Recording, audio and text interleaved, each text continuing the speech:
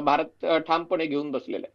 आता हे जे तारीफ वॉर सुरू आहे, आपण असं धरून चालूया की ऊर्जा क्षेत्रामध्ये जर भारतीय कंपन्यांना त्याचा फटका बसला तर त्याचा भार देशातल्या नागरिकांवरती पडू नये म्हणून कालच केंद्र सरकारनं या क्षेत्रासाठी सुमारे 43,000 कोटी रुपयांची तरतूद केली.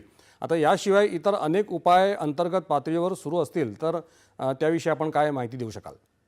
हे खरं आहे, कारण जसे म्हटलं की आतापर्यंत अमेरिकेचे कुठलेही अध्यक्ष इतके म्हणजे व्यक्ती केंद्रित किंवा स्वतःचा अपमान, स्वतःला महत्व मिळणं न मिळणं अशा गोष्टींचा भाग त्यांनी आतापर्यंत केला नव्हता.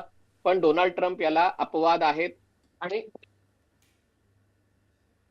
त्यामुळे डोनाल्ड ट्रम्प याला अपवाद आहेत आणि त्यामुळे भारताची अशी भूमिका किंवा असं भारताचं चिंतन आहे की हे जर व्यापारी युद्ध भविष्यात वाढलं तर कदाचित भारतीयांच्या व्हिसा देण्याच्या शक्यतेवर किंवा भारत ज्या देशांकडनं तेल आयात करतो ते अमेरिकेचे मित्र देश आहेत, त्यांच्यावरही अमेरिका कदाचित प्रेशर टाकू शकेल की भारताला तुम्ही तेल कमी द्या. आणि या सगळ्याची तयारी म्हणून आपण एक आर्थिक तरतूद करून ठेवलेली आहेत की सामान्य लोकांना जो स्वयंपाकाचा गॅस किंवा इंधन आहे ते जर किंमत वाढली तर आपण त्याची तरतूद करू शकू. त्याचाच हा भाग आहे. बरोबर. एक खरं पाहायला